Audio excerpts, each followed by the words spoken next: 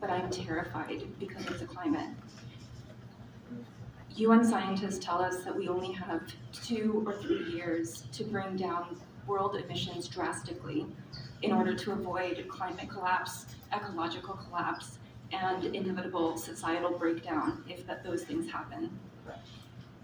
We also have a law here in Massachusetts that say we are going to get to net zero by 2050 and halfway there by 2030.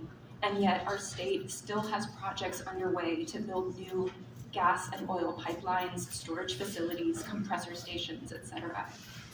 So my question for you is, how are you going to get us to our climate goals? How are you going to place Massachusetts as a leader the way we are in education, biotech, medicine? How are we going to be a leader on climate in the next couple years under your mandate and bring down our state emissions drastically?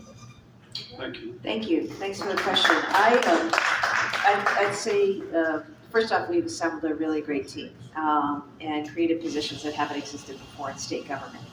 The keys right now, and one of those positions is somebody who is helping coordinate regionally, working with other states and the federal government, both to get after the money, but also to think about the projects that we need to really build out as we move towards renewables.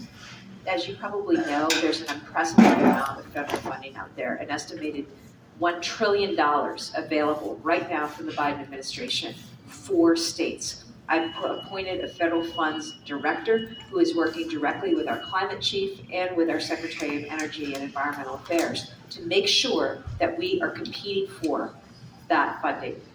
With that funding, there are things, and also with the funding that the legislature hopefully will provide through the budget, we need to do a few things. We need to focus on the infrastructure.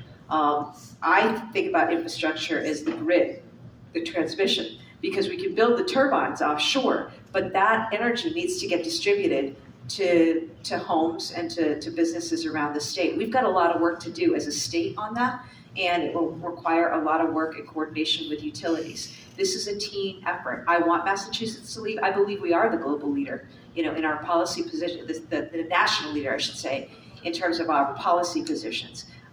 We have a climate agenda across every single agency. Every single agency. That's why there's a climate chief in charge. So as you think about education, as you think about healthcare, as you think about transportation, it's viewed through a climate lens. So that's a good thing, and that will help us as a state get to even further along where we need to be.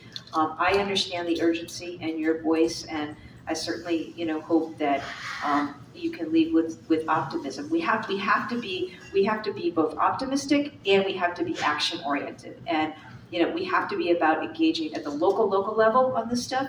One of the things my climate chief is doing, she set up a youth climate council, kids from all over the state, so that within their communities they can get after and get on with projects that will make a difference when it comes to some of this, and they're activists within their communities driving policies. So it's really everybody, all hands on deck in this moment, but I appreciate and absolutely share with you the urgency.